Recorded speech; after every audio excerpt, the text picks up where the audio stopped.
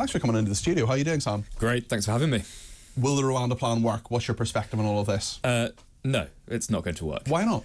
Well, it's not going to work in the wider sense of it's going to do irreparable harm to our politics and constitution, and it's not going to work in the smaller sense in respect of stopping the boats. For the first, well, let's start with the boats. Why is it? I mean, surely the whole point is that it stops the boats. The whole point is that it acts as a deterrent, and it says you cannot come to this country illegally. If you do, there is a risk that you'll be one of the few hundred people, and it is only a few hundred, who will be sent to Rwanda. Why won't it do that? Yeah. Well, it's a bit like, you mentioned potholes earlier. It's the equivalent of ministers having photos taken looking at potholes. It's supposed to look good, but it is never going to actually work in practice because they can only take 200 people. 46,000 people came across in small boats last year. The idea that is going to work as a deterrent is just not realistic. And actually, I don't think ministers think it will work as a deterrent either, because every time they go to court, the government says, well, Rwanda's a wonderful place. It's a brilliant place to go. People should be delighted to go there. It's in the law. It's going to be in the law that Rwanda's a wonderful place. Exactly. It's because they're making law that it's a wonderful place. So why would it be a deterrent if ministers are right and say, oh, we're going to send you to this wonderful place that we love so much? But if you think you're coming to the UK, but actually you'll be sent to Rwanda and somewhere totally different, a culture you may not be happy with, I mean, surely that is some form of deterrent. Surely saying, you think you're going to have a life in the UK, but actually you're going to be sent to Rwanda, surely that's something. I think if you're desperate enough to come over the channel in a dinghy, if you're fleeing torture, murder, persecution... Are all those people doing that, do you think? Surely some of them are just slightly extracting the Michael. Well, actually, the government thinks the majority of them are. The government finds that the majority of those people are genuine asylum seekers, and so are genuinely fleeing persecution. If you're that desperate, I don't think the 1 in 1,000, 1 in 2,000 chance that you might be sent to Rwanda, which, contrary to what the government says, is a dictatorship, does abuse fundamental rights. I don't think that if you're that desperate, that tiny possibility is really going to impact on you. So tell us about the nuts and bolts of this. You're a barrister. It says here you're a barrister. You're not a barista. You're actually a barrister. Yeah. I'm sometimes a barista. Excellent. But, most of the time I'm a barrister. Mine's a latte. Mine's a latte. Yeah. No. I mean, it's interesting in terms of the nuts and bolts of this, because there are some allegations anyway that there could still, even if it passes the way it is, people could say there are individual reasons why they individually could be persecuted rather than as a collective group. Just talk us a little bit from with your legal hat on how that works, Sam. So every decision has to be made on the basis of an individual. Sometimes you can say, well, you can't send anyone to this country because it's simply not safe, and that's what the Supreme Court has decided about Rwanda.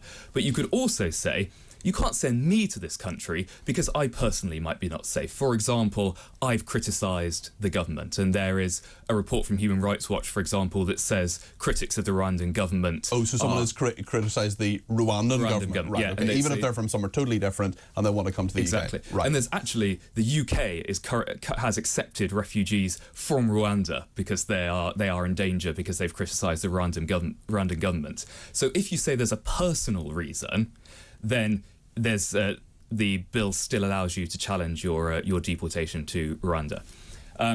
That's, I think, probably a relatively... It's outlawed the big problem with Rwanda, which is that it simply does not have a properly functioning immigration system. Mm-hmm.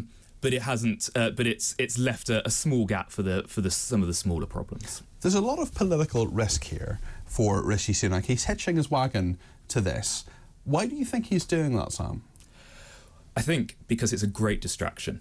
If Rishi Sunak is this just to distract from other things? All we've talked about for the past 2 weeks is this Rwanda thing. Whereas at the same time, you've had the governor of the Bank of England saying this is one of the worst economic situations that I've ever seen in my life. But why choose Rwanda if you want to distract? I mean, this is not a policy on which Rishi Sunak, even if he gets his legislation through, it's still proved incredibly difficult for him. His immigration minister has resigned. His former Home Secretary, Suella Braverman, is saying that he's a terrible prime minister and all the rest of it. I mean, why not choose something a little bit more straightforward, perhaps?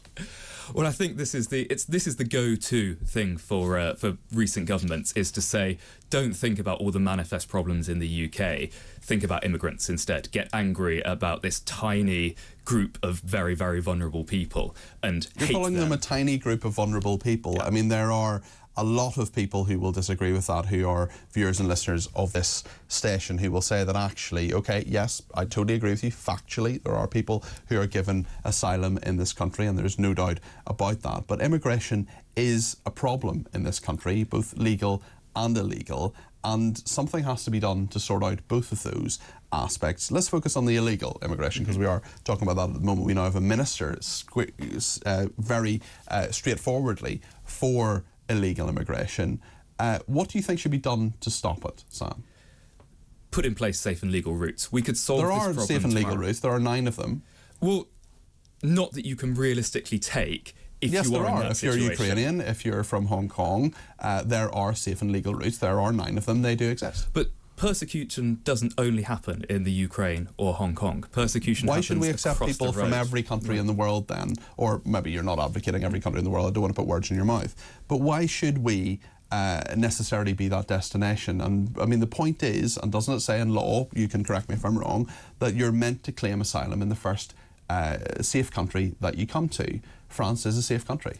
It says in British law that you have to do that. It doesn't say that in international law. And in fact, the principle behind international refugee law is that you should be able to claim asylum in the country where you're going to be able to flourish. So, for example, because Britain spent 500 years invading half the world and imposing our culture on it, we have people across the world have particular connections with Britain. They've grown up with British culture. They've got family in Britain. And so those people naturally are going to find it easier to build a life in Britain than they would in France or Germany or Greece. So I'm not saying we need to be the one country that accepts everyone from across the world, because we're not. There's countries across Europe are accepting, and in America and in South America, and in fact the countries that accept the highest numbers of refugees are actually in the Middle East and Africa, because they are the countries that are bordering the places where these atrocities that are forcing people to move are happening. Sam, I'm going to maybe ask Chris, the producer, if we can perhaps take a couple of calls on this. I just want to get a few of our viewers and listeners to perhaps put their thoughts to you. Shirley has texted me to say, Peter, your guest and panel, I think that was referring to what was before the break there, are infuriating, giving us their opinion on immigration. Why don't they acknowledge that the people of this country, the electorate, do not want any more immigration and have voted for this many times? Please challenge them on this. I'm not sure which planet your guest was on to say that immigrants help the economy. Does he know how many millions they're costing us, as well as what we're paying France and Rwanda? Those of us who travel around Europe regularly can clearly see that our country is growing at an untenable speed in comparison. It's making our people thoroughly miserable. These people on your show will see this at the election. We will make it clear. Bring on Nigel Farage and Reform UK. Robert in Glasgow is on the line, 0344 499 1000. You can respond to all these points. I will give you a chance in a second, Sam. Robert, you're very welcome to the programme. Sam Fowles is with us here as well. He's a barrister. He's got out his legal pad there. He's got a fountain pen, very impressive. Robert, what point would you like to make to us both?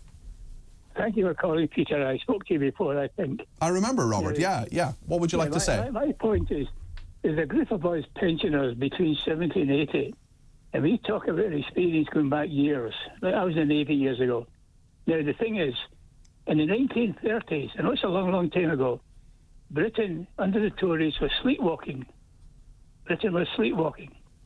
And they allowed the Germans to do all the things they shouldn't be doing, and we get away with it. Now, from 2020 onwards to this day, the Tories are doing the same thing.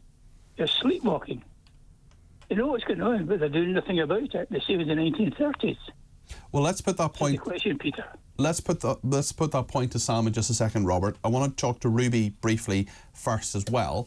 Ruby, you're very welcome to the programme. What would you like to say? Hi, Peter.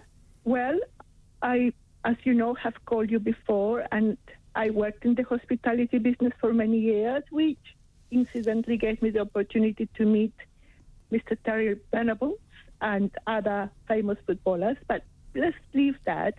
I'm calling because the last 14 years of my working life, so to speak, before I retired, I worked for a housing association, a small housing association, where we had people from many countries. Mm-hmm. Some were actually, they had a label on their records as refugees. Now, some didn't even speak English. And what happens about the integration that Mr. Jenrick talks about is because all these migrants bring up the children the way they were brought up in their countries. They hardly speak the language, some of them, especially women. They, when they grow up, have their own channel TVs via cable. Sorry to interrupt you, Ruby. Sorry to interrupt you, Ruby. Am I correct? Now, this is going back to the last call that you rang me on. I might have got this wrong, but are you from Peru? Yes. Ah, excellent. My memory has not failed me. So, No. how do you have children, Ruby, if you don't mind me asking? I have a daughter, I have a granddaughter. So how did you bring them up in a different way? Did you consciously say, we want you to integrate with this country, we want you to speak English, you clearly have perfect English? How did you approach that? Absolutely. The first thing for me, what it was important was able to communicate. And so I learned to speak English. But I studied English at school, but, to learn to speak it's different, isn't it? Yeah. Matter Okay. To enable you to work. Yes. And then as soon as I could, as I said before, I came February 71, March 71 I was working. So you are an immigrant to this country, Ruby, but you're someone who's taken, you think anyway, a slightly different attitude to how some immigrants take when they come to this country. Is that a fair characterization? It is. And recently, which was shocking, I was at my hairdresser's and a Middle Eastern girl had her hair done. And would you believe it? The partner came to pay for the hairdo. She was not even allowed to have money of her own. Really? Goodness me. Well, this is a few months ago. Ruby, and as I said, children that grow up, brought up like, I don't know, whichever country their parents come from, it takes them a while to integrate. And for the parents, it's very painful when the children want to break away from their own traditions. There's lots going on there. Ruby, thanks for your call and thanks for your insight. I think I said this before, but Ruby, you're my second favourite migrant from Peru after Paddington Bear. So, Sam, lots of perspectives there. Sam Fowles is still with me, and definitely, we've got quite a lot of tweets as well and texts from people who are really not happy with the level of immigration in this country. So just react to what our callers and texters have said there, Sam. Yeah, I think we've got to get to the fundamental problem here, which is that fundamentally there are manifest problems in this country that have been blamed on immigration. The reason you can't get a GP appointment isn't because of immigrants. It's because the NHS has been underfunded. Surely there are two issues. The NHS, I don't think it's been underfunded actually. When the Conservative government came in 2010, the budget of NHS England was 139 billion. It's now 180 billion. That's a lot. But it's historically, the NHS budget needed to grow at 4.4% to keep up with demand. It's grown at around 3.8% over the last 10 years. So that is underfunding in a real sense. Let's talk about that properly. I take your point, but let's talk about that properly in another. But let's take it. Look, Britain doesn't stand still. But if you look at it right at this moment, there is a crisis in the NHS. I think we agree on that. Agreed. There are not enough GPs. Yeah. But if you're bringing in 745,000 new people every year, those are the legal people who are here legally, that is going to put a lot of pressure on a system that's already creaking. Surely you can say, let's fix both. Well, I think if you have a properly functioning NHS, if you have a properly functioning housing system, if you have a properly functioning social care system, then that number is going to make minimal difference. But also, in order to have a properly functioning NHS, in order to have a properly functioning care system, we need that immigration, because we've built an economy that relies on people coming from other countries. I said this to a guest earlier on. We have over 1 million people in this country who can work but don't work. I'm not talking about disabled people. I'm not talking about people who cannot work for whatever reason. I'm talking about people who can work but don't. Surely we should be encouraging them into these jobs rather than looking to people from abroad. Sure, and I completely support doing that, and I completely support the massive investment in education and training that would be needed to do that. But the fact is, we haven't invested in education, we haven't invested in training. All we've done is, again, demonised benefit claimants and imposed a new range of sanctions. So yeah, by all means solve that problem. But when you have an ageing population, the more people that you can get to work in the NHS, in social care, in hospitality, even, the better. And as a country, we even if we get people into work, we can't keep up with the level of demand. We need to keep growing as a country massively, just in order to service our pension contributions. If people want to have, when I retire, if I want to have the pension at the same level that people currently have it, I need a massive growth of people paying into the system. Yeah, and luckily, a very high salary from being a barrister as well, Sam. And that's, I'm not going to lie, it's certainly going to help me. I'm not complaining about that. Well, indeed. Vic has been in touch and says, I also love Ruby. She is what I want from immigration. Lots and lots of different perspectives on this as well. John in Wallington, I just want to address this one. John in Wallington says, Peter, you're very dismissive of my text on Islamic immigration. John, I was merely questioning what's wrong with having mosques. I was merely saying, people should be able to worship their God. I have no problem with mosques being built. I obviously have a problem if mosques or any religious institution is preaching hatred. That is a major issue for me. But if people are just worshipping God, why should they not be able to, John? I fear we disagree on that one. But thank you nonetheless for your messages.